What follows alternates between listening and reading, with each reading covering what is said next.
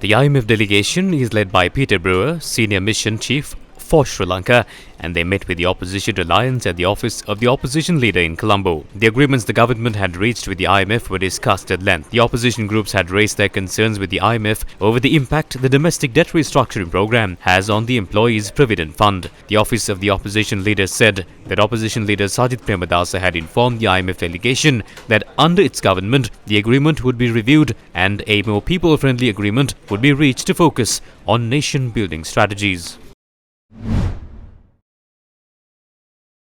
Another issue that we discussed was what is called the diagnostic study. They did a governance diagnostic study, and it says in September the report is due. Now, if they sign the agreement to renew or rather to get the second tranche tomorrow, which means they would have done it before the report on governance, which looked at corruption issues, looked at issues of bad governance being released and debated in Parliament and by the public. So therefore, the question was, isn't there a problem of the chronological order of how this is happening? Shouldn't we first discuss the issues that you raised earlier regarding corruption vulnerabilities and then look at the recommendations given therein and ensuring the government was actually going to do what is in the report and then, going ahead with the second tranche? Now it is the other way around. So I basically told Mr. Brewer, Peter, look, IMF also needs to walk the talk, right? So you can't just say, look,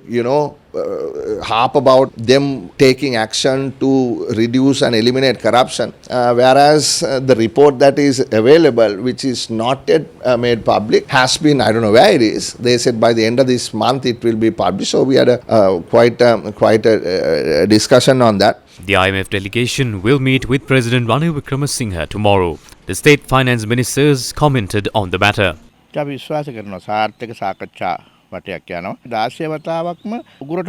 Because we did not utilize this properly on 16 previous occasions, we got stuck this time around. We are also discussing areas of concern with them. The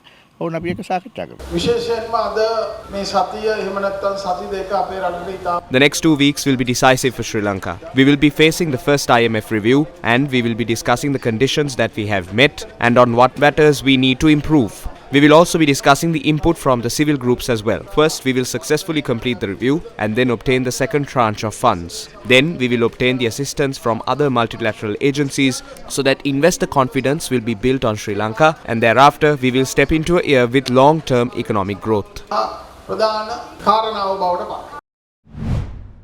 The IMF delegation met with a group of professionals this evening. The group comprised of members from the GMOA, Electricity Board Engineers Union, FUTA, and other professionals trade unions.